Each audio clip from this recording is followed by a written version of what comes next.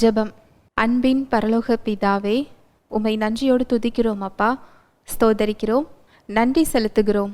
நன்றி ஆவியானவரே, உம்முடைய அன்புக்காக, கிருபைக்காக, இரக்கங்களுக்காக நன்றி செலுத்துகிறோம். உம்மை போற்றுகிறோம் அப்பா, உம்மை புகழுகிறோம், உம்மை வணங்குகிறோம் ராஜா. ஒருவருக்கே எங்கள் ஆராதனையை செலுத்துகிறோம். எங்களுக்கு என்ன என்ன தேவைகளோ எல்லாவற்றையும் சிலுவையில் செய்து முடித்திருக்கிறீர் ராஜா. இதை நாங்கள் அறிந்து கொள்ளும்போது, உம்மை நாங்கள் அறிந்து கொள்ளும்போது எங்கள் வாழ்வில் விடுதலையையும் மீட்பையும் நாங்கள் பெற்றுக்கொள்ளுகிறோம். பரிசுத்த ஆவியானவரே, சகல சத்தியத்திற்கு நேராக எங்களை வழி நடத்துகின்ற சத்திய ஆவியானவரே, வேதத்தின் இரகசியங்களை, மறைப்பொருட்களை எங்களுக்கு எளிமையாய் கற்றுக் கொடுக்கிறதற்காய் நன்றி. தடைகளை, மன கடினத்தை இயேசுவின் நாமத்தினாலே அப்புறப்படுத்துகிறேன். சத்தியத்தை அறிந்து கொள்ளக்கூடிய உணர்வுள்ள தாழ்மையுள்ள இருதயங்களை எங்கள் ஒவ்வொருவருக்கும் நீர் தருகிறதற்காய் நன்றி செலுத்துகிறேன். எங்கள் தேவைகளை, பலவீனங்களை, கண்ணீர்களை அறிந்திருக்கிறீர். வார்த்தையாக நீர் கடந்து வருகிறதற்காய் நன்றி செலுத்துகிறேன். நம்முடைய வார்த்தையை அற்புதங்களினாலும் அடையாளங்களினாலும் நீர் உறுதிப்படுத்துகிறதற்காய் நன்றி செலுத்துகிறேன். இயேசுவின் மூலம் ஜெபிக்கிறேன் நல்ல பிதாவே, ஆமேன். Price the Lord. ஹல்லேலூயா. பரிசுத்த ஆவியானவரின் குரல். நம்ம இயேசு கிறிஸ்துவை இரட்சகராக ஏற்றுக்கொண்ட உடனேயே நம்முடைய ஆவியில் மறுபடியும் என்ன செய்கிறோம்? பிறக்கிறோம். புதிய ஆவியை நாம பெற்றுக்கொள்ளுகிறோம். பரிசுத்த ஆவியானவர் என்றென்றைக்குமாக தேற்றரவாளனாக, நம்மை தேற்றுகிறவராக அவர் நமக்குள்ளே என்ன செய்கிறார்? வாசம் செய்கிறார். அவர் என்ன நோக்கத்துக்காக நமக்குள்ள இருக்கிறார்? அவருடைய குரல் எப்படிப்பட்டதாக இருக்கும்? அந்த சத்தியத்தை தான் நம்ம பார்த்துக்கிட்டு இருக்கிறோம். இன்றைக்கு நம்ம பார்க்க போற வசனம் யோவான் 16:14. அவர் என்னுடையதில் எடுத்து உங்களுக்கு அறிவிப்பதினால் என்னை மகிமைப்படுத்துவார். அவர் என்னுடையதில் எடுத்து உங்களுக்கு அறிவிப்பதினால் என்னை மகிமைப்படுத்துவார். ஆண்டவராகிய இயேசு கிறிஸ்து சொல்கிறார், இயேசு கிறிஸ்துவை ஆவியானவர் என்ன செய்வாரா? மகிமைப்படுத்துவார்.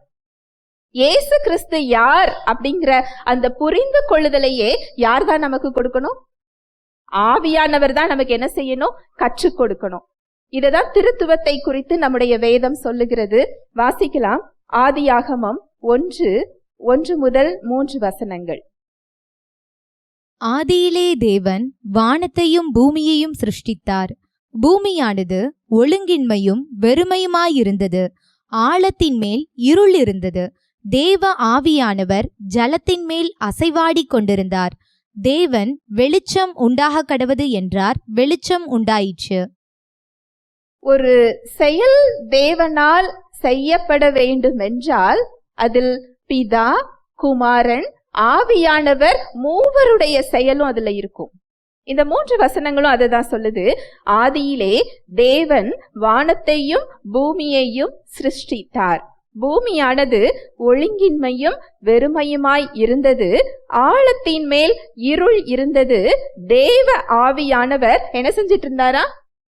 ஜலத்தின் மேல் அசைவாடி கொண்டிருந்தார். அங்க இருள் இருந்தது, வெறுமை இருந்தது, ஒழுங்கின்மை இருந்தது. ஆவியானவர் என்ன செஞ்சாரா? அசைவாடி கொண்டிருக்கிறார். தேவன் வெளிச்சம் உண்டாக கடவுதுன்னு சொல்லி அங்கு வார்த்தை என்ன செய்கிறார்? வெளிப்படுத்துகிறார். அந்த வார்த்தை வெளிப்பட்ட உடனேயே ஆவியானவர் அங்க வெளிச்சத்தை என்ன செய்கிறார்?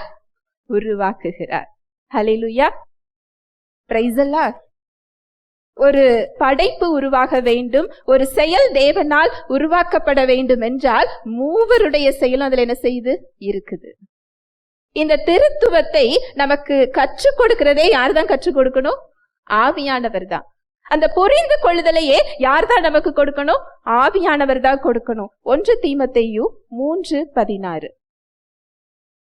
அன்றியும் தேவ பக்திக்குரிய இரகசியமானது யாவரும் ஒப்புக்கொள்ளுகிறபடியே மகா மேன்மையுள்ளது. தேவன் மாம்சத்திலே வெளிப்பட்டார், ஆவியிலே நீதியுள்ளவரென்று விளங்கப்பட்டார், தேவதூதர்களால் காணப்பட்டார், புறஜாதிகளிடத்தில் பிரசங்கிக்கப்பட்டார், உலகத்திலே விசுவாசிக்கப்பட்டார், மகிமையிலே ஏறெடுத்து கொள்ளப்பட்டார். அன்றியும் தேவ பக்திக்குரிய இரகசியமானது யாவரும் ஒப்புக்கொள்ளுகிறபடியே மகா மேன்மையுள்ளது. தேவன் எதுல வெளிப்பட்டாரா? மாம்சத்திலே வெளிப்பட்டார். ஹல்லேலூயா, பிரைஸ் தி லார்ட். அவரை தாங்கி இருந்த மனித உருவம் தான் யாரு? இயேசு கிறிஸ்து. இதை நீங்க புரிந்து கொள்ளணும்னா ஆவியானவர் உங்களுக்கு கற்றுக் கொடுக்காமல் அதை உங்களால என்ன செய்ய முடியாது? புரிந்து கொள்ள முடியாது. உங்களுக்கு இன்னும் தெளிவா சொல்லணும்னா ஆதியாகமம் 1:26. பின்பு தேவன் நமது சாயலாகவும் நமது ரூபத்தின்படியேயும் மனுஷனை உண்டாக்குவோமாக. அவர்கள் சமுத்திரத்தின் மச்சங்களையும் ஆகாயத்து பறவைகளையும் மிருக ஜீவன்களையும் பூமி அனைத்தையும் பூமியின் மேல் ஊறும் சகல பிராணிகளையும் ஆளக்கடவர்கள் என்றார். பின்பு தேவன் நமது சாயலாகவும் நமது ரூபத்தின் படியேயும் மனுஷனை உண்டாக்குவோமாக. இந்த நமது இதுல தேவனை குறிக்கக்கூடிய அந்த சொல் எபிரேய மொழியில எப்படி இருக்கும் அப்படின்னா ஏலோஹிம். நம்ம தமிழ்ல அவன் அப்படின்னு சொன்னா அது ஒருவரை குறிக்குதா பலரை குறிக்குதா? ஒருவரை தான் குறிக்கும். அவள் அப்படின்னு சொன்னா ஒருவரை தான் குறிக்கும். அவர்கள்னு சொன்னா நிறைய பேரை. இந்த ஏலோஹிம் அப்படிங்கிற எபிரேய வார்த்தை ஒருவரை குறிப்பது அல்ல, அது பன்மையை குறிக்கின்ற வார்த்தை. இங்க தேவன் என்ன சொல்றாரு? மனிதனை யார் சாயல படைத்திருக்கிறாரா? நமது சாயல். பிதா, குமாரன், பரிசுத்த ஆவியின் சாயல்ல மனிதன் என்ன செஞ்சிருக்கிறாரா? உருவாக்கி இருக்கிறார். ஹல்லேலூயா, பிரைஸ் தி லார்ட். இன்னொரு வசனம் 1 யோவான் 5:7. பரலோகத்திலே சாட்சியிடுகிறவர்கள் மூவர், பிதா, வார்த்தை, பரிசுத்த ஆவி என்பவர்களே. இம்மூவரும் ஒன்றாயிருக்கிறார்கள். இந்த வசனம் ஆங்கிலத்துல எப்படி இருக்கும் அப்படின்னா, பிதா, வார்த்தை, பரிசுத்த ஆவி என்பவர்களே இம்மூவரும் ஒருவராய் இருக்கிறார்கள். 3 பேர் எப்படி இருக்கிறாங்களா? ஒருவராய் இருக்கிறார்கள். இதை நம்மளுடைய புத்தியில என்ன செய்ய முடியாது? புரிந்து கொள்ள முடியாது. வார்த்தை சொல்லுகிறதை அப்படியே நம்ம என்ன செய்யணும்? ஏற்றுக்கொள்ளணும். அதை புரிய வைக்கிறது யார் புரிய வைப்பார்? ஆவியானவர் நமக்கு கற்றுக் கொடுக்கிறார். ஹல்லேலூயா, பிரைஸ் தி லார்ட். இப்பொழுது வாசிக்கலாம் யோவான் 16:14. அவர் என்னுடையதில் எடுத்து உங்களுக்கு அறிவிப்பதினால் என்னை மகிமைப்படுத்துவார்.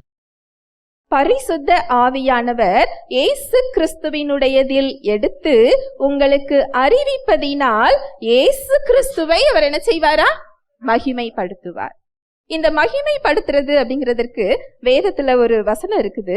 யோவான் 17:4 வசனம். பூமியிலே நான் உம்மை மகிமைப்படுத்தினேன். நான் செய்யும்படி நீர் எனக்கு நியமித்த கிரியையை செய்து முடித்தேன்.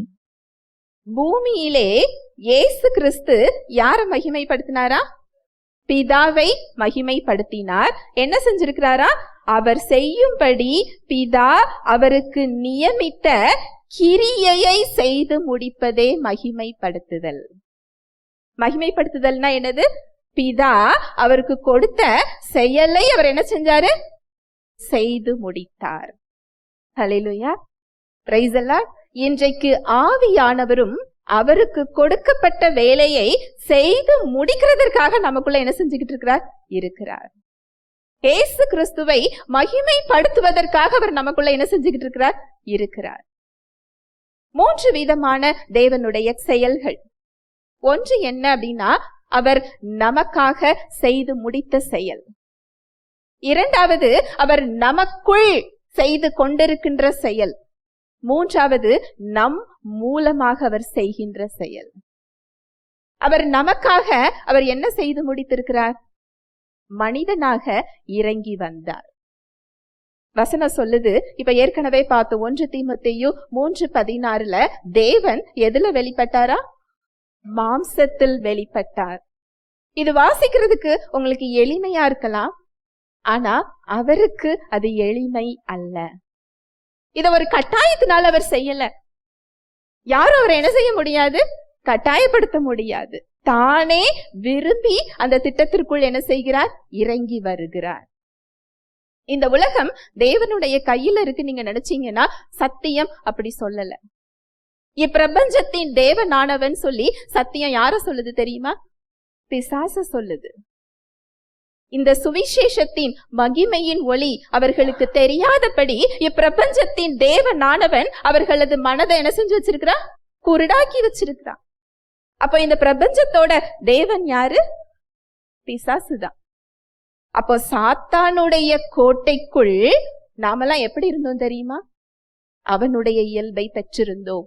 ஆவியில் மரித்து போயிருந்தோன்னு வசனம் சொல்லுது. நீதிமான் ஒருவனாகிலும் இல்லை, உணர்வுள்ளவன் ஒருவனாகிலும் இல்லை. அப்படி மரித்து போயிருந்த இயல்பை பெற்ற நம்மை வசனம் சொல்லுது, நம்ம மனதிலே அவருக்கு சத்துருவா இருந்தோமா?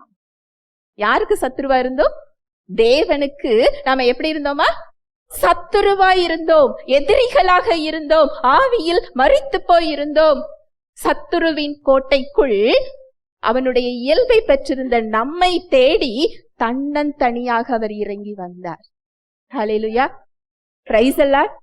அந்த கலிலேயா கடற்கரையோரம் அவர் நம்மை தேடி நடந்து வந்தார். அவர் தேவனுடைய வல்லமையில வந்திருந்தார் நினைச்சீங்கன்னா நிச்சயமா இல்ல. தேவனுடைய வல்லமையில அவர் என்ன செய்யல? வரல. தம்மை தாமே வெறுத்து. அந்த வசனத்தை வாசிக்கலாம். பிலிப்பியர் 2:6-7-8. அவர் தேவனுடைய ரூபமாயிருந்தும் தேவனுக்கு சமமாயிருப்பதை கொள்ளையாடின பொருளாக எண்ணாமல் தம்மைத்தாமே வெறுமையாக்கி அடிமையின் ரூபமெடுத்து மனுஷர் சாயலானார். அவர் மனுஷ ரூபமாய் காணப்பட்டு மரண பரியந்தம், அதாவது சிலுவையின் மரண பரியந்தமும் கீழ்ப்படிந்தவராகி தம்மைத்தாமே தாழ்த்தினார். அவர் தேவனுடைய ரூபமாய் இருந்தும், ஒரு டிரான்ஸ்லேஷன்ல இது எப்படி போட்டிருக்குன்னா, அவர் தேவனாக இருந்தும், அவர் தேவனாக இருந்தும் தேவனுக்கு சமமாயிருப்பதை கொள்ளையாடின பொருளாக எண்ணாமல் தம்மை தாமே வெறுமையாக்கி. அவர் யாரும் கட்டாயப்படுத்தல, தன்னோட அதிகாரத்தை ஒதுக்கி வைத்துவிட்டு, அவருடைய பரிசுத்தம், அவருடைய மகத்துவம், அவருடைய வல்லமை எல்லாவற்றையும் ஒதுக்கி வைத்துவிட்டு அவர் என்ன கோலம் எடுத்து வந்தாரா? அடிமையின் கோலம். அடிமையின் கோலம் எடுத்து அவர் இறங்கி வந்திருக்கிறார்.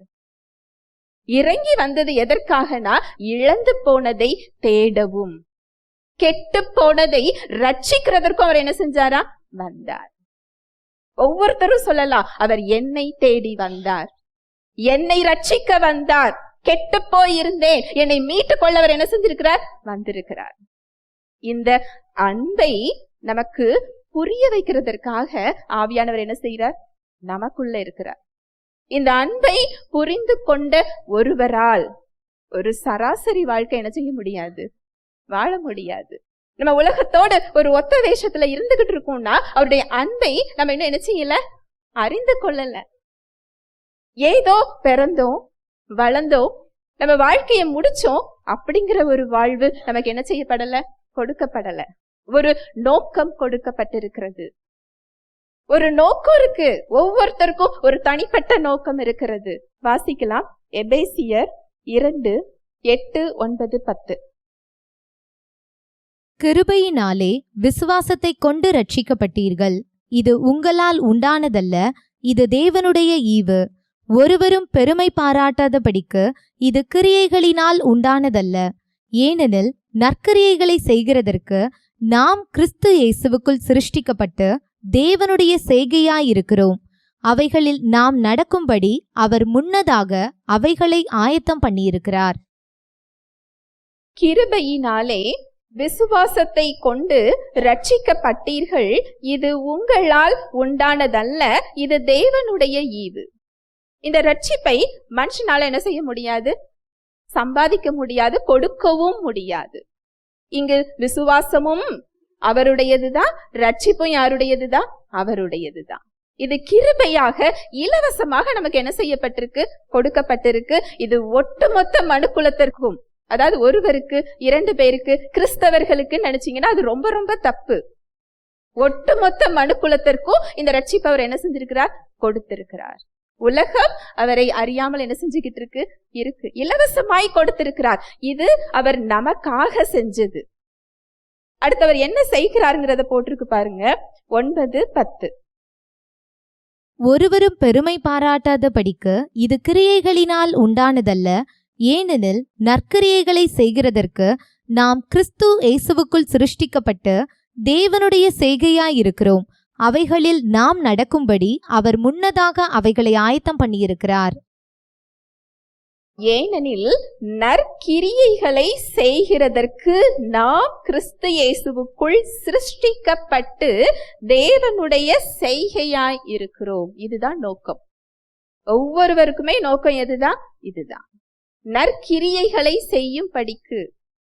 ஏற்கனவே அவைகள் அவர் என்ன செஞ்சிட்டாரா? ஆயத்தம் பண்ணி வச்சுட்டாரா. தேவனுடைய கரத்தின் கிரியையாய் இருக்கிறோம். ஒரு மொழிபெயர்ப்புல சொல்லப்பட்டிருக்கு மாஸ்டர் பீஸ் சொல்லப்பட்டிருக்கு. மாஸ்டர் பீஸ் எதை சொல்லுவாங்கன்னா, ஒருத்தருடைய ஒரு விசேஷமான ஒரு படைப்பை தான் என்ன செய்வாங்க? சொல்லுவாங்க. அது தனித்துவமா இருக்கும், அது சிறந்ததா இருக்கும். ஒவ்வொருவரும் தேவனுடைய மாஸ்டர் பீஸா என்ன செஞ்சுக்கிட்டு இருக்கிறோமா? இருக்கிறோம். நம்மளோட லாங்குவேஜ்ல சொல்றதுன்னா, பார்த்து பார்த்தவர் என்ன செஞ்சிருக்கிறார்? படைத்திருக்கிறார். நமக்குள் நம்மை உருவாக்கி கொண்டிருக்கிறார். 2 கொரிந்தியர் 5:17. இப்படி இருக்க ஒருவன் கிறிஸ்துவுக்குள் இருந்தால் புது சிருஷ்டியாயிருக்கிறான். பழையவைகள் ஒளிந்து போயின, எல்லாம் புதிதாயின. இப்படி இருக்க ஒருவன் கிறிஸ்துவுக்குள் இருந்தால் புது சிருஷ்டியாய் இருக்கிறான். பழையவைகள் ஒளிந்து போயின, எல்லாம் புதிதாயின. இந்த சுவிசேஷத்தை கேட்டு இயேசு கிறிஸ்துவை இரட்சகராக ஏற்றுக்கொள்ளும் போது இந்த அனுபவத்தை பெற்றுக்கொள்ளுகிறோம். நீங்க இயேசு கிறிஸ்துவை இரட்சகராக பெற்றுக் கொண்டிருந்தீங்கன்னா உங்க ஆவியில எப்படி இருக்கிறீங்க? புது சிருஷ்டியா இருக்கிறீங்க. அத நமக்குள்ள அவர் செஞ்சு முடிச்சிட்டாரு. இந்த புதிய ஆவியில நாம எப்படி இருக்கிறோம்? நமக்குள்ள யார் இருக்கிறா? நம்ம மூலமாக அவர் என்ன செய்ய போகிறார்? இத முதல்ல நம்முடைய சிந்தனைக்கு அவர் கற்றுக் கொடுக்கிறார். இததான் முந்தின வசனங்கள்ல சொல்லப்பட்டிருக்கு. ஆவியானவர் சகல சத்தியத்திற்கு நேராக நம்ம என்ன செய்கிறார்? வழி நடத்துகிறார். ஒரு பகுதி 2 பகுதி இல்ல, கால்வாசி பாதிவாசிலாம் இல்ல, முழு சத்தியம். இயேசு கிறிஸ்துவை குறித்த முழு சத்தியத்திற்கு நேராக நம்மள என்ன செய்யறாரா? வழி நடத்துகிறார். இந்த சத்தியத்தை நீங்க தெரிந்து கொள்ளதான் உங்களுடைய சிந்தனை மறுரூபமாக்கப்படுகிறது. உங்க சிந்தனை மறுரூபமாகும் பொழுதுதான் உங்களால ஒத்த வேஷம் தரிக்க முடியாது. உலகத்தோடு ஒத்த வேஷம் உங்களால என்ன செய்ய முடியாது? தரிக்க முடியாது. இத நீங்க கட்டாயப்படுத்தி உங்க சுய கட்டுப்பாடோடு உங்க பலத்தோடு நீங்க போராட தேவையே இல்லை. ஆவியானவரை நீங்க உள்ள செயல்பட விட்டாலே போதும், அவரே அந்த செயலை என்ன செஞ்சிருவார்? செய்து விடுவார். ஆனா விசுவாசிகள் நம்ம பலத்துல அதை என்ன செஞ்சுக்கிட்டு இருக்கிறோம்? போராடிக்கிட்டு இருக்கிறோம். நம்ம பலத்துல அதை செய்ய முடியாது என்பதற்காக தான் அவர் நமக்குள் இருக்கிறார். கர்த்தருடைய ஆவியும் நம்முடைய ஆவியும் ஒன்றாக இருக்கிறது. 1 யோவான் 4:17. நியாய தீர்ப்பு நாளிலே நமக்கு தைரியம் உண்டாயிருக்கத்தக்கதாக அன்பு நம்மிடத்தில் பூரணப்படுகிறது. ஏனென்றால் அவர் இருக்கிற பிரகாரமாக நாமும் இவ்வுலகத்தில் இருக்கிறோம். அவர் இருக்கிற பிரகாரமாக. யார் இருக்கிற பிரகாரமாக? இயேசு கிறிஸ்து இருக்கிற பிரகாரமாக நாமும் பரலோகத்தில் இருக்கிறோம் போட்டிருக்குதா?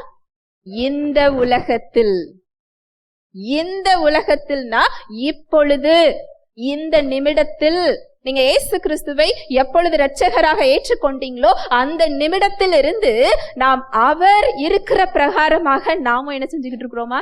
இருக்கிறோம். இந்த சாயலை நம்மிடத்தில் வெளிப்படுத்துவதற்காக ஆவியானவர் நமக்குள் இருக்கிறார். ஹல்லேலூயா, பிரைஸ் தி லார்ட்.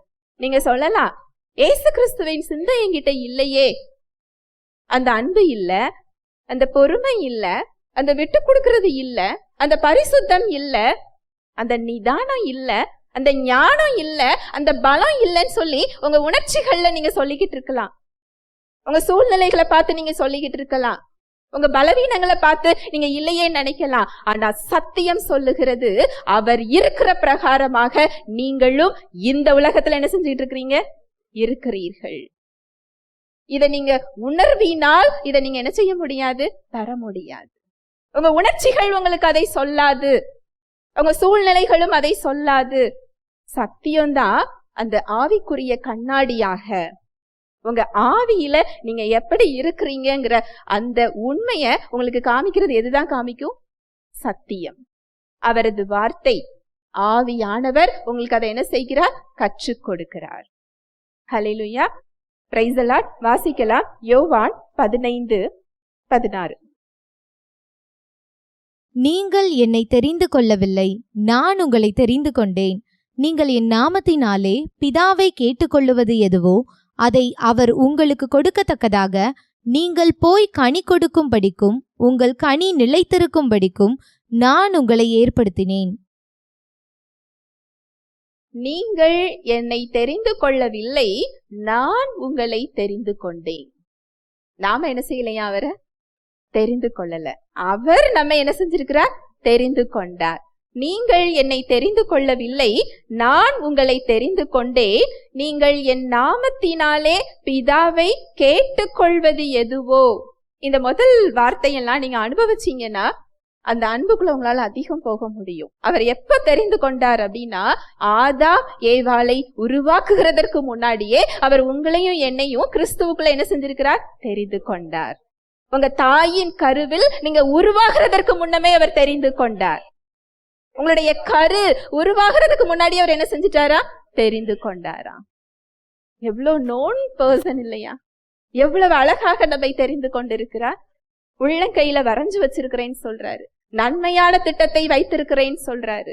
அவருடைய அன்பை நீங்க அறிந்து கொண்டீங்கன்னா அந்த பூரண அன்பு உங்கள் பயத்தை புறம்பே தள்ளும். அந்த திட்டத்தை உங்க வாழ்க்கையில நீங்க என்ன செய்ய முடியும்? பெற்றுக்கொள்ள முடியும். ஹல்லேலூயா. வாசிக்கலாம் மறுபடி யோவான் 15:16. நீங்கள் என்னை தெரிந்து கொள்ளவில்லை, நான் உங்களை தெரிந்து கொண்டேன்.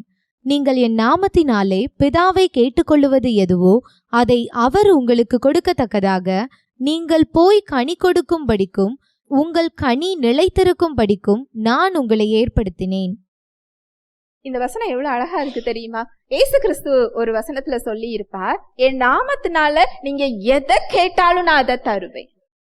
எதை கேட்டாலும் அதை நான் உங்களுக்கு தருவேன். இந்த வசனம் சொல்லுது பாருங்க, நீங்கள் என் நாமத்தினாலே பிதாவை கேட்டுக்கொள்ளுவது எதுவோ அதை அவர் உங்களுக்கு கொடுக்கத்தக்கதாக நீங்கள் போய் கனி கொடுக்கும் படிக்கும் உங்கள் கனி நிலைத்திருக்கும் படிக்கும். அந்த கனிகள் நம்ம இடத்துல ஏற்படும் பொழுதுதான் அந்த நாமத்தினால கேட்கிற பெற்றுக்கொள்ற இடத்துக்கு நம்மளால என்ன செய்ய முடியும்? வர முடியும். நான் எப்படி அந்த இடத்துல நான் மன்னிக்கிறது, விட்டு கொடுக்கிறது, அன்பை காண்பிக்கிறது, நான் எப்படி இந்த இதுல நான் சரி செய்யறதுன்னா அது நம்முடைய பலம் இல்லை. ஒரு செடியில கனி எந்த இடத்துல இருக்கும்? கிளையில தான் இருக்கும். அந்த கனி உருவாகிறதுக்கு அதோட பங்கு என்ன? கிளை ஒட்டி இருக்கணும். போய் போய் வந்து வந்து ஒட்டுகிற அனுபவம் இல்ல. அப்படி ஒட்டி இருக்கும் போது அந்த செடியே மண்ணிலிருந்து ஆற்றலையும் உணவையும் எடுத்து அந்த கிளைக்கு என்ன செஞ்சிரும்? கொடுத்துரும். இயல்பாகவே அங்க பூ பூக்கும், காய் காய்க்கும், அது என்ன செய்யும்? கனியாக மாறும். இந்த அனுபவம் தான் நமக்கும். அவரை அறிந்து கொள்ள, சத்தியத்தை தெரிந்து கொள்ள அவரோடு இணைந்திருக்கின்ற அந்த இடத்துக்கு வரும்போது இயல்பாகவே கனி கொடுக்கின்ற இடத்துக்கு நம்ம என்ன செய்ய முடியும்? வர முடியும். அந்த இடம் இயேசுவின் நாமத்தினாலே எதை கேட்டாலும் பெற்றுக்கொள்ளுகின்ற இடம். இப்படிதான் அப்போஸ்தலர்கள் என்ன செஞ்சாங்க? வாழ்ந்தாங்க. அந்த வசனத்தை மறுபடி வாசிக்கலாம். நீங்கள் என்னை தெரிந்து கொள்ளவில்லை, நான் உங்களை தெரிந்து கொண்டேன். நீங்கள் என் நாமத்தினாலே பிதாவை கேட்டுக்கொள்ளுவது எதுவோ அதை அவர் உங்களுக்கு கொடுக்கத்தக்கதாக நீங்கள் போய் கனி கொடுக்கும்படிக்கும் உங்கள் கனி நிலைத்திருக்கும்படிக்கும் நான் உங்களை ஏற்படுத்தினேன். நீங்கள் என் நாமத்தினாலே பிதாவை கேட்டுக்கொள்ளுவது எதுவோ அதை அவர் உங்களுக்கு கொடுக்கத்தக்கதாக நீங்கள் போய் கனி கொடுக்கும் படிக்கும் உங்கள் கனி நிலைத்திருக்கும் படிக்கும். கனி கொடுக்கிறது மாத்திரம் இல்ல, அந்த கனி என்ன செய்யணுமா? நிலைத்திருக்கணும். அது ரொம்ப முக்கியம். நிலைத்திருக்கும் படிக்கும் நான் உங்களை ஏற்படுத்தினேன். இதற்காக தான் ஆவியானவர் நமக்குள்ள என்ன செஞ்சுக்கிட்டு இருக்கிறார்? வாழ்ந்து கொண்டிருக்கிறார். என்றென்றைக்குமாக. நல்லா யோசிச்சு பாருங்க, உலகத்தையே படைத்தவர், சர்வ பூமியையும் உண்டாக்கியவர், வெறுமையான இடத்துல வெளிச்சத்தை உண்டாக்குனாராம். அந்த வெளிச்சம் வந்த பிறகு 4 நாள் கழித்துதான் சூரியன் உதிச்சுதான். அப்படின்னா அந்த வெளிச்சம் முதல்ல எங்க இருந்து வந்தது? அவருடைய வார்த்தையின் வல்லமையிலிருந்து. வெளிச்சம் உண்டாக கடவுதுன்னு வெளிச்சம் என்ன வந்துட்டு? உலகத்துக்கு வந்துட்டு. ஆனா வெளிச்சம் வந்த 4 நாட்களுக்கு பிறகுதான் அவர் சூரியனை படைக்கிறார். அப்ப அந்த 4 நாட்களும் வெளிச்சம் எங்கிருந்து வந்தது? அவருடைய வார்த்தையின் வல்லமை. அவர் படைச்ச படைப்பெல்லாம் பயங்கரமா இருக்கு. சூரியன் பக்கத்துல ஒரு குறிப்பிட்ட எல்லைக்கு மேல என்ன செய்ய முடியாது, போக முடியாது. ஒரு சில காரியங்களை நம்ம கண்களால கூட என்ன செய்ய முடியாது, பார்க்க முடியாது. சயின்டிஸ்ட் வச்சிருக்கிற அந்த உபகரணத்தை கொண்டு ஒரு குறிப்பிட்ட எல்லை வரைக்கும் தான் என்ன செய்ய முடியும், பார்க்க முடியும். அதுக்கு மேல பார்க்கக்கூடிய கருவியை இன்னும் மனுஷன் என்ன செய்யல, கண்டுபிடிக்கல. இவ்வளவு பிரம்மாண்டமான உலகத்தை படைத்தவர் வேற எங்கேயும் இல்லை. எங்க இருக்கிறார்? ஒவ்வொரு விசுவாசியின் ஆவியில் இருக்கிறார். அப்புறம் எப்படி நம்ம சாதாரணமானவர்களாக இருக்க முடியும்? எப்படி நீங்க தோற்று போனவர்களா இருக்க முடியும்? எப்படி நீங்க ஒரு அடிமைத்தனத்துக்குள்ள இருக்க முடியும்? பாவத்துக்கு அடிமையா, சாபத்துக்கு அடிமையா, சாத்தானுக்கு அடிமையா எப்படி இருக்க முடியும்? உலகத்தையே படைத்தவர். வசனம் சொல்லுது, கர்த்தருடைய ஆவி எங்கேயோ அங்கே என்ன உண்டு? விடுதலை உண்டு. அந்த இடத்துல அடிமைத்தனம் கிடையாது. இருளின் அதிகாரத்துல நீங்க இருக்க வேண்டிய அவசியம் இல்லை. சத்தியம் அதுதான் சொல்லுது. வாசிக்கலாம், கொலோசியர் 1:13. இருளின் அதிகாரத்தினின்று நம்மை விடுதலையாக்கி தமது அன்பின் குமாரனுடைய ராஜ்யத்திற்கு உட்படுத்தினவருமாயிருக்கிற பிதாவை ஸ்தோத்திரிக்கிறோம். இருளின் அதிகாரத்தினின்று நம்மை விடுதலையாக்கி தமது அன்பின் குமாரனுடைய ராஜ்யத்திற்கு உட்படுத்தினவர். ஒரு குடும்பத்துல இருந்து எடுத்து இன்னொரு குடும்பத்துக்குள்ள நம்மள என்ன செஞ்சுட்டாரா, கொண்டு வந்துட்டாரு. இன்னும் எளிமையா சொல்லணும்னா, சாத்தானுடைய குடும்பத்திலிருந்து எடுத்து அவருடைய குடும்பத்தில் ஒருவராக, மகனாக, மகளாக நம்மள என்ன செஞ்சுட்டாரு, மாற்றி விட்டார். அந்த அடிமைத்தனத்துக்குள்ள நம்ம இருக்க வேண்டாம். நம்ம யாரு அப்படிங்கிறத நம்ம அறிந்து கொள்ளாததினால் அந்த அடிமைத்தனத்துக்குள்ள என்ன செஞ்சுக்கிட்டு இருக்கிறோம். அதை விசுவாசியாததினால் நம்ம அந்த அடிமைத்தனத்துக்குள்ள என்ன செஞ்சுக்கிட்டு இருந்து கொண்டிருக்கிறோமே தவிர தேவன் நமக்கு அந்த அடிமைத்தனத்தை என்ன செய்யல, கொடுக்கல. ஆவியானவர் உங்க வாழ்க்கையில அந்த விடுதலையை கொடுக்கிறதற்காக இருக்கிறார். இந்த சத்தியத்தை நீங்க எப்ப அறிந்து கொண்டு அதை விசுவாசிக்கிறீர்களோ, உங்க சிந்தனையில எப்ப அதை நீங்க ஏற்றுக்கொள்றீங்களோ, அடுத்த வினாடியே அந்த விடுதலையை உங்க வாழ்க்கையில என்ன செய்ய முடியும், பார்க்க முடியும். அடுத்த வினாடியே. ஏன்னா அதை மாற்றுகிற வல்லமையுள்ளவர் தான் நமக்குள்ள என்ன செஞ்சுக்கிட்டு இருக்கிறார். அவருடைய வல்லமைக்கு எந்த குறையும் கிடையாது. பழைய ஏற்பாடா இருக்கட்டும், புதிய ஏற்பாடாக இருக்கட்டும். நாமான் குஷ்டரோகம் 7 முறை அந்த யோர்தான் ஆற்றுல முங்கி எழ சொல்லுகிறார். 6 முறை எழும்போதும் அவருடைய உடம்புல என்ன இல்ல, மாற்றம் இல்ல. தண்ணியில விசேஷம் கிடையாது. அந்த விசுவாசத்துல அங்க தேவன் அங்க என்ன செய்கிறார், செயல்படுகிறார்.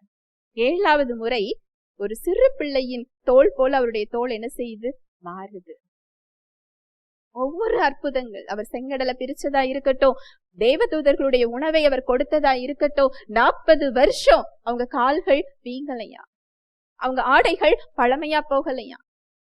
பைப்பை திறந்தாதான் தண்ணி வரும், அங்க கண்மலையை தட்டுனா என்ன வந்துதா, தண்ணி வருது. இந்த அற்புதத்தின் தேவன், இந்த வல்லமையின் தேவன் லாசரு 4 நாள் மரித்து அவருடைய சகோதரிகள் சொல்றாங்க, ஆண்டவரே நாருமே. ஏன்னா 4 நாட்கள் ஆனா அந்த எலும்புல இருந்து சதை என்ன செய்ய ஆரம்பிச்சிருக்கும், பெரிய ஆரம்பிச்சிருக்கும், அழுகி போக ஆரம்பிச்சிருக்கும். சதையோட இயல்பு அதுதான். அது அவருக்கு பிரச்சனை இல்லை. நீ விசுவாசித்தால் தேவனுடைய மகிமையை காண்பாய். ஒரே ஒரு வார்த்தை, லாசருவே எழுந்து வா. தமிழ்ல 3 வார்த்தை, எபிரேய வார்த்தையில ஒரே ஒரு வார்த்தை தான், கீமா. அப்படி சொன்ன உடனே அவர் என்ன செஞ்சிட்டாரா, எழுந்து வந்தாரா. ஒரு வார்த்தை தான். எழுந்து வரும்போது அந்த அழுகி இருக்கிற தோல் சதை அந்த எலும்போடு ஒட்டிதான் அது என்ன செஞ்சிருக்க முடியும், வந்திருக்க முடியும். அதே வல்லமை கிறிஸ்துவை மரித்தோரிலிருந்து எழுப்பின அதே ஆவியானவர் உங்களுக்குள்ளும் எனக்குள்ளும் இருக்கிறார். இதை நீங்க அறிந்து கொள்ளும் போது உங்க சூழ்நிலைகள் எப்படி இருந்தாலும் சரி, அதை மாற்றுகிறதற்கு அவர் வல்லமையுள்ளவராக இருக்கிறார். உங்க வாழ்க்கையை மாற்றுகிறதற்கு, உங்களை மாற்றுவதற்கு, உங்களுடைய குண நலன்களை மாற்றுவதற்கு, கனி கொடுப்பதற்கு, கிறிஸ்துவின் சாயலுக்கு ஒப்பாக்குவதற்கு அவர் நமக்குள் இருக்கிறார். இதுக்கு நம்ம ஒத்துழைப்பு கொடுக்கிறோமா? நம்ம எல்லாருக்கும் ஒரு காரியம் தெரியும், தேவன் சர்வ வல்லமையுள்ளவர். அவரால கூடாத காரியம் என்று ஒன்றுமே இல்லைன்னு சொல்லி நம்ம எல்லாருக்கும் தெரியும். இது எவ்வளவு உண்மையோ அதே உண்மை நம்மளோட ஒத்துழைப்பு இல்லாமல் நம் வாழ்க்கையில் அவரால் செயல்பட முடியாது. இது எத்தனை பேருக்கு தெரியும்?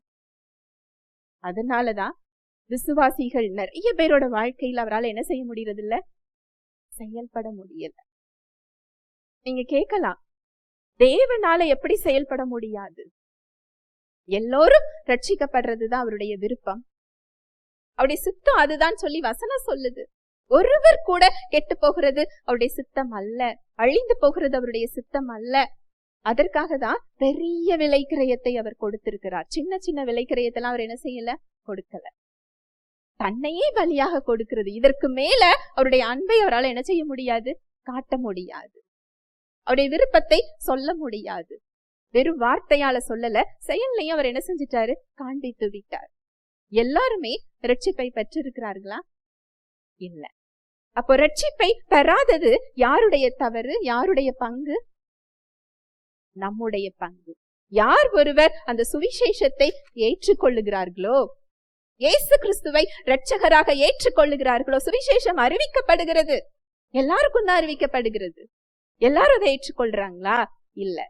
யாரு ஒருத்தங்க ஏற்றுக்கொள்றாங்களோ அவர்கள் அந்த ரட்சிப்பை என்ன செஞ்சுக்கிறாங்க, ஏற்றுக்கொள்றாங்க. ஆனா ஏற்றுக்கொள்ளாதவர்களுக்கும் ரட்சிப்பங்க என்ன செஞ்சுக்கிட்டு இருக்கு, காத்து கொண்டிருக்கிறது. அந்த நபருடைய ஒத்துழைப்பு இல்லாமல் அவரால் அதை அவர்களுக்கு என்ன செய்ய முடியாது, கொடுக்க முடியாது. இது போலதான் விசுவாசிகளின் வாழ்க்கையிலும் உங்களுக்குள்ளதான் அவர் இருக்கிறார், உங்க ஆவியில தான் இருக்கிறார், உங்க வாழ்க்கையில அவர் செயல்படுறதுக்கு தான் இருக்கிறார். இயேசு கிறிஸ்துவை மகிமைப்படுத்துவதற்காக இருக்கிறார். அவர் என்ன நோக்கத்துக்காக வந்தாரோ, என்ன செய்து முடித்திருக்கிறாரோ, எதை நமக்கு கொடுத்து விட்டு சென்றிருக்கிறாரோ அதை நம் வாழ்க்கையில் கொடுப்பதற்காக, நம் மூலமாக அதை நிறைவேற்றுவதற்காக நமக்குள்ள இருக்கிறார். எந்த அளவுக்கு நீங்க அதுக்கு ஒத்துழைப்பு கொடுக்கிறீங்களோ அந்த அளவுக்கு அவரால் என்ன செய்ய முடியும், செயல்பட முடியும். உங்களுடைய பங்கு இதுல அவரை பற்றி பிடித்துக் கொள்றதுதான். அவரை பிடித்துக் கொள்றதுங்கிறது அவருடைய வார்த்தையை பிடித்துக் கொள்றது, சத்தியத்தை கேட்கும் போது அதை தாழ்மையாக ஏற்றுக்கொள்வது. தாழ்மையா ஏற்றுக்கொள்றதுங்கிறது அவரை ஒத்துக்கொண்டு அவர் செயல்பட அனுமதி கொடுக்கிறது. அதனாலதான் வசனம் சொல்லுது, தாழ்மையுள்ளவர்கள் அதிக கிருபை என்ன செய்யறாங்க, பெற்றுக்கொள்றாங்க. தாழ்மையா ஏற்றுக்கொண்டா போதும். நீங்க எப்பேற்பட்ட பாவியாக இருந்தாலும் சரி, உங்களை உலகம் பொல்லாதவன் பொல்லாதவள்னு சொன்னாலும் சரி, உங்களால மனிதர்களால் தீர்வு சொல்ல முடியாத இடத்துல நீங்க இருந்தாலும் சரி, மீட்பே இல்லை அப்படின்னு நீங்க நினைச்சுக்கிட்டு இருந்தாலும் சரி, தாழ்மையாக அவர் வார்த்தையை நீங்க ஏற்றுக்கொண்டால் போதும். இருளை வெளிச்சமாக்கிய அதே தேவன் தான் உங்களுக்குள்ள என்ன செஞ்சுக்கிட்டு இருக்கிறார். அந்த இருளை வெளிச்சமாக மாத்துறது யாரோட வேலை? அவரோட வேலை. பாவத்திலிருந்து உங்களை தூக்கி எடுக்கிறது யாரோட வேலை? அவரோட வேலை. ஏன்னா அவருடைய பரிசுத்தம் உங்களுக்குள் கொடுக்கப்பட்டிருக்கிறது. எபிரேயர் 10:10. இயேசு கிறிஸ்துவினுடைய சரீரம் ஒரே தரம் பலியிடப்பட்டதினாலே அந்த சித்தத்தின்படி நாம் பரிசுத்தமாக்கப்பட்டிருக்கிறோம். இயேசு கிறிஸ்துவினுடைய சரீரம் ஒரே தரம் பலியிடப்பட்டதினாலே அந்த சித்தத்தின்படி நாம என்ன செய்யப்பட்டிருக்கிறோமா? பரிசுத்தமாக்கப்படுவீர்கள்னு போடல, ஏற்கனவே என்ன செஞ்சிட்டோம், பரிசுத்தமாக்கப்பட்டிருக்கிறோம். அப்போ நாம பரிசுத்தவான்களா பாவிகளா? ஆனா நம்ம வாயின் வார்த்தைகளும் நம்ம எண்ணங்களும் நமக்கு எதை சொல்லுது? பாவி. ஏன்னா நான் கேக்குறது எதை குறிச்சு கேக்குறேன்? நீ பாவி, நீ பாவி அப்படிங்கறத குறிச்சுதான் நம்ம என்ன செஞ்சுக்கிட்டு இருக்கிறோம்? கேக்குறோம். அவருடைய இரத்தத்தினாலே ஒரே தரம் அவர் சிந்தின அந்த பலியினாலே நம்ம என்ன செய்யப்பட்டுட்டோமா? பரிசுத்தமாக்கப்பட்டுட்டோம். எங்க? உங்க ஆவியில. இது ஆவியானவர் உங்களுக்கு கற்றுக் கொடுக்கும் போது உங்க சூழ்நிலைகள்ல நீங்க ஒரு பாவம் செஞ்சிருக்கலாம், ஒரு பாவத்துக்கு நீங்க அடிமையா இருக்கலாம். அதுல இருந்து நீங்க வெளியில வர முடியாத ஒரு சூழ்நிலையில, குற்ற மனப்பான்மையில, அந்த பாவத்தோட விளைவுகள்ல நீங்க நிக்கலாம். நிச்சயமா பாவத்துக்கு ஒரு விளைவு உண்டு. அவர் நம்மை பாவங்களற கழுவி இருக்கிறார், நம்மை மீட்டு கொண்டிருக்கிறார், மகனாக ஏற்றுக்கொண்டிருக்கிறார், மகளாக ஏற்றுக்கொண்டிருக்கிறார், நம்முடைய ஆவியில் வாசம் செய்கிறார்னா அது ஆவியில. உங்க சரீரம் பாவத்துக்கு கீழே போச்சுதுன்னு சொன்னா சாத்தானால அந்த விளைவுகளை உங்களுக்கு என்ன செய்ய முடியும்? கொடுக்க முடியும். எப்பேற்பட்ட நீங்க ஒரு கட்டுகளுக்குள்ள இருந்தாலும் ஆவியில நான் பரிசுத்தமாக்கப்பட்டிருக்கிறேன். நான் அவருடைய தகுதியை பெறும்படிக்கு, அவருடைய இயல்பை பெறும்படிக்கு, அவருடைய நீதியை பெறும்படிக்கு அவர் எனக்காக பாவமாக்கப்பட்டிருக்கிறார். அவருடைய இரத்தத்தினால் நான் பாவங்களற கழுவப்பட்டிருக்கிறேன், நீதிமானாக மாற்றப்பட்டிருக்கிறேன். இந்த பாவம் என்னை மேற்கொள்ள முடியாது. நான் இந்த இடத்துல அவர்கிட்ட மன்னிப்பு கேட்கும் பொழுது என்னை மன்னிக்கிறதற்கு அவர் நீதியும் உண்மையும் உள்ளவராக இருக்கிறார்.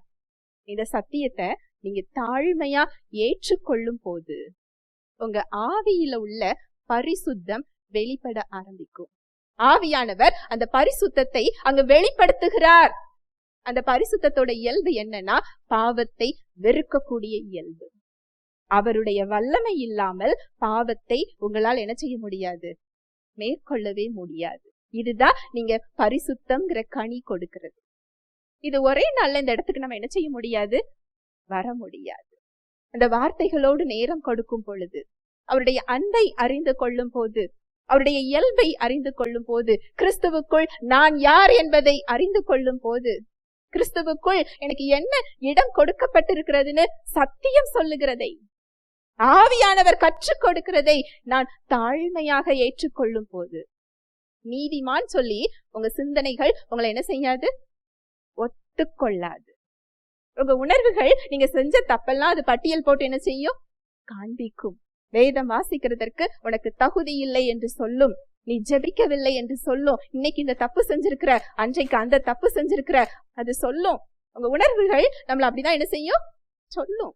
அந்த இடத்துல அவருடைய சத்தியத்தை தாழ்மையா நம்ம ஏற்றுக்கொள்றது கிருபைக்கு நாம் கீழ்ப்படுகிறோம்.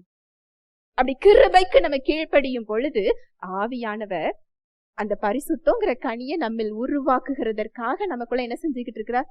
வாழ்ந்து கொண்டிருக்கிறார். ஹல்லேலூயா, பிரைஸ் தி லார்ட். அடுத்து அன்பு எல்லாருக்குமே தேவை. நானும் கோபப்படக்கூடாதுன்னு தான் நினைக்கிறேன்.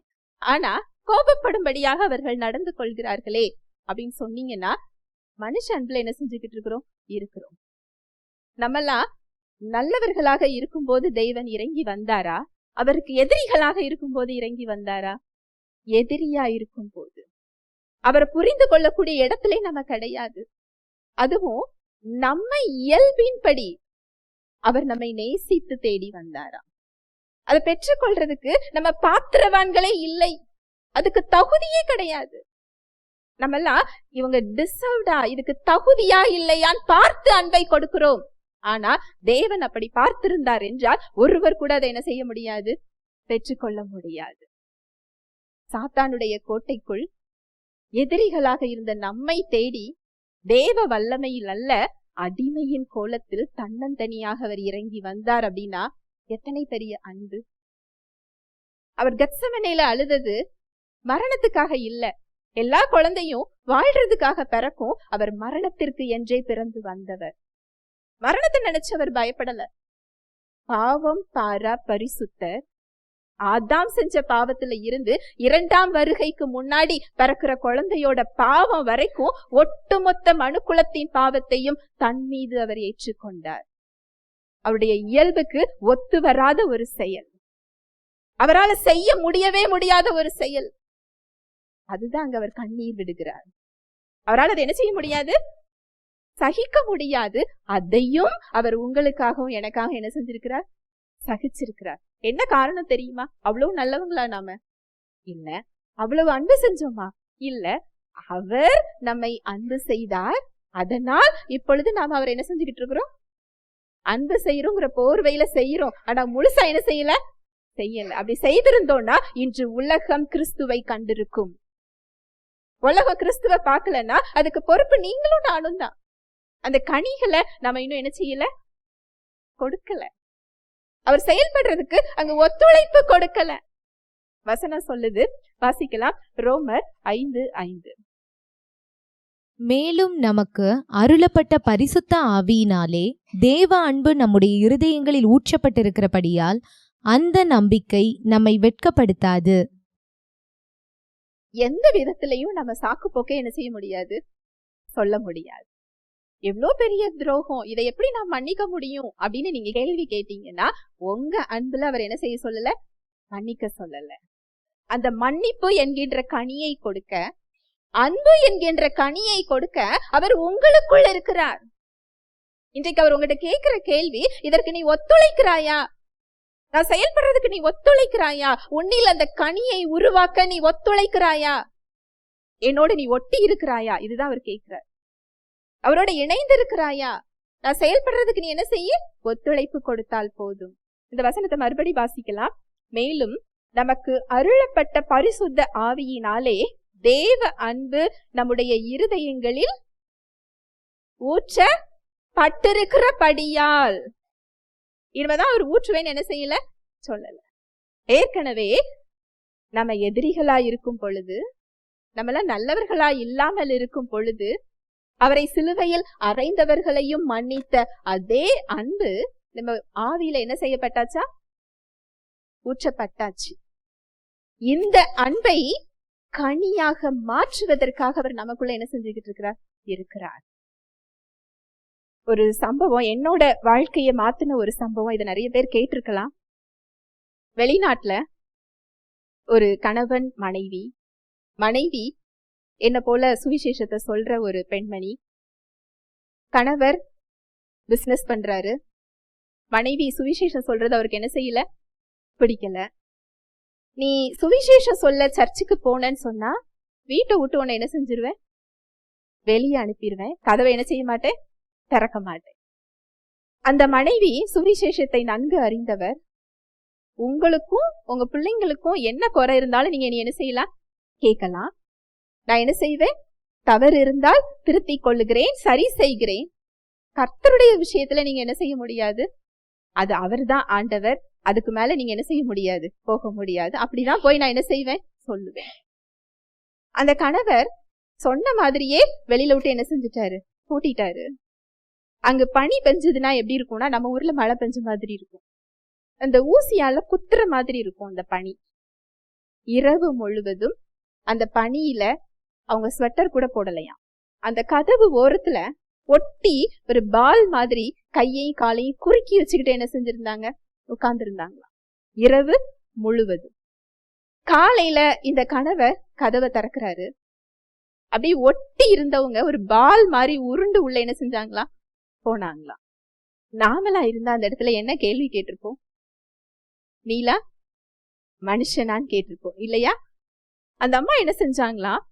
சிரிச்சுக்கிட்டே, உங்களுக்கு காலை சாப்பாடு என்ன வேணும் கேட்டது மாத்திரம் இல்ல, அத செஞ்சு சிரிச்சுக்கிட்டே அவங்க பரிமாறினாங்களாம்.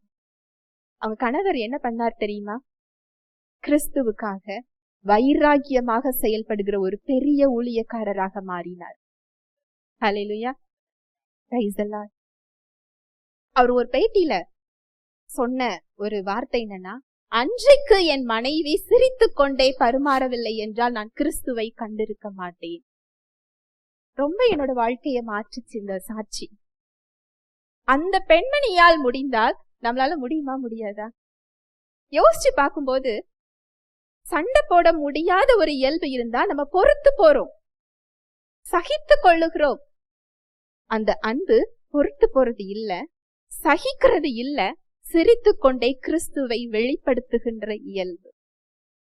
இத நீங்க கணவன் மனைவி உங்க வீட்டுல நீங்க செஞ்சு பாருங்க.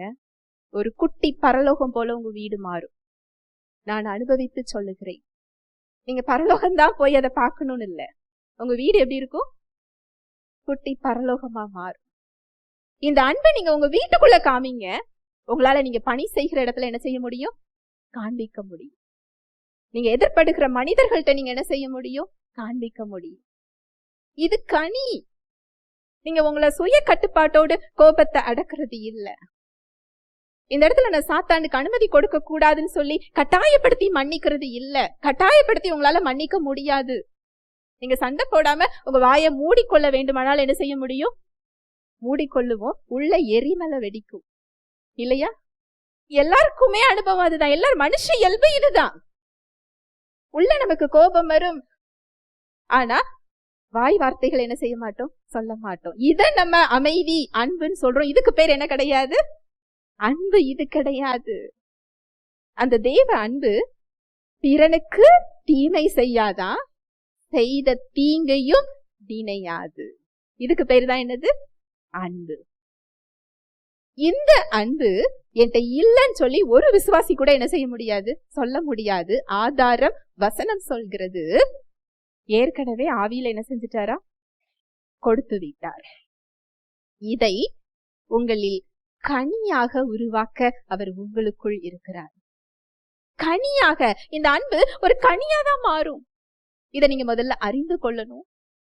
இதை உங்க சிந்தனையில தியானிக்கணும்.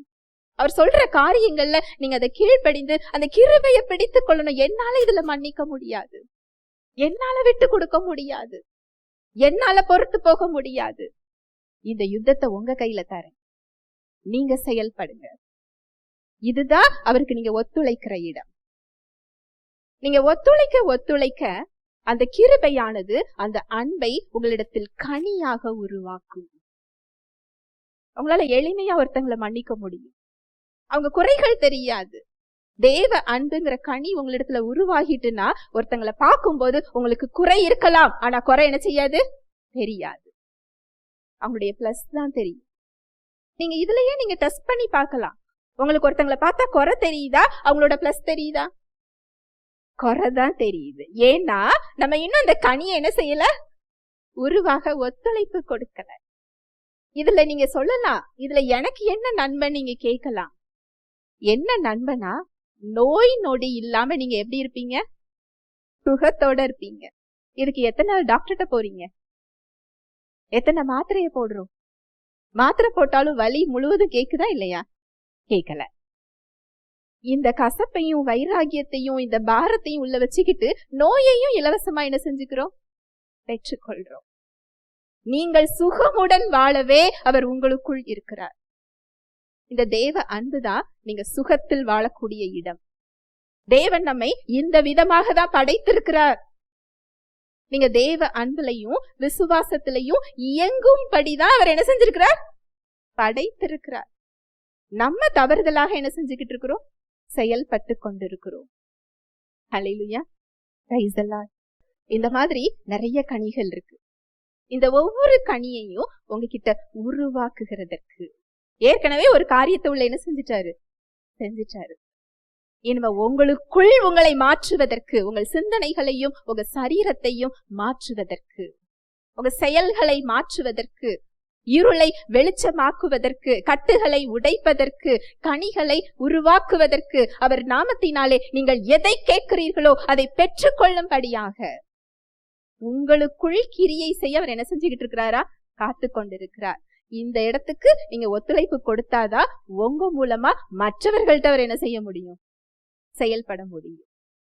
நம்ம என்ன நினைக்கிறோம்? முதல்லயே ஊழியம் அப்படின்னு நம்ம நினைக்கிறோம். நாம் மாறாமல் நம் மூலமாக தேவனால் என்ன செய்ய முடியாது?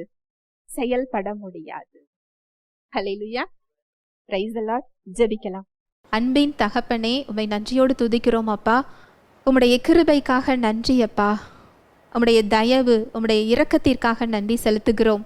வார்த்தையின் மூலம் நீர் எங்களோடு பேசினீர் அப்பா. உம்முடைய தயவுள்ள வார்த்தைக்காக நன்றி அப்பா. எங்களை உயிர்ப்பிக்கிற, எங்களை ஆற்றுகிற, தேற்றுகிற உம்முடைய வார்த்தைக்காக நன்றி செலுத்துகிறோம். கிருபையின் வார்த்தைகளுக்காக நன்றி செலுத்துகிறோம். கிறிஸ்துவின் மூலம் எங்களுக்கு மிக பெரிய மீட்பையும் விடுதலையையும் நீர் கொடுத்திருக்கிறீரப்பா. கிறிஸ்துவுக்குள் நாங்கள் யார் என்பதை எங்களுக்கு நீர் கற்றுக் கொடுத்து கொண்டிருக்கிறீர். உம்முடைய அன்பை நீர் வெளிப்படுத்தி கொண்டிருக்கிறீர். நாங்கள் மாற வேண்டிய இடங்களை சுட்டி காண்பித்து கொண்டிருக்கிறீர். உம்முடைய வார்த்தை எங்களை பலப்படுத்துகிறது, ஆற்றுகிறது, தேற்றுகிறது, சரி செய்கிறது, வழி நடத்துகிறது. எங்களோடு கூட பேசி கொண்டிருக்கிறீர். நாங்கள் தனியாக இல்லை. உலகத்தை படைத்தவர் எங்களுக்குள் இருக்கிறீர். உம்முடைய வார்த்தை எங்களுடைய கால்களுக்கு தீபமும் பாதைக்கு வெளிச்சமுமாய் இருக்கிறது. எங்களை பலப்படுத்துகிறீர். உள்ளங்கையில் ஏந்தி வைத்திருக்கிறீர். நன்றி செலுத்துகிறோம் அப்பா. நாங்கள் மாற வேண்டிய இடங்களை உம்மிடத்தில் ஒப்பு கொடுக்கிறோம். உமக்கு நாங்கள் கீழ்ப்படுகிறோம். எங்களை உம்முடைய கரத்தில் ஒப்பு கொடுக்கிறோம். தடைகளை நீக்கி போடுகிற ஜெயகிறிஸ்து எங்கள் முன் செல்கிறதற்காக நன்றி. வந்திருக்கிற ஒவ்வொருவரையும் உடைய கரத்தில் தருகிறேன். வாழ்நாள் எல்லாம் நன்மையும் கிருபையும் அவர்களை பின்தொடர்கிறதற்காய் நன்றி. தேவ அன்பு, தெய்வ வாழ்வு, தெய்வ சமாதானம், தெய்வ சுகம் ஒவ்வொருவரது இருதயத்தையும் சிந்தனையும் கிறிஸ்து இயேசுவுக்குள்ளாய் காத்து கொள்கிறதற்காய் நன்றி. இயேசுவின் நாமத்தினாலே ஒவ்வொருவரையும் ஆசீர்வதிக்கிறேன். விதைக்கப்பட்ட ஒவ்வொரு வார்த்தையும் நல்ல நிலத்தில் விதைக்கப்பட்ட விதையாக 1 30 60 100 கனி கொடுக்கின்ற நல்ல நிலங்களாக மாறக்கூடிய உடைய கிருபைக்காய் நான் நன்றி செலுத்துகிறேன். இயேசுவின் மூலம் ஜெபிக்கிறேன் நல்ல பிதாவே, ஆமென்.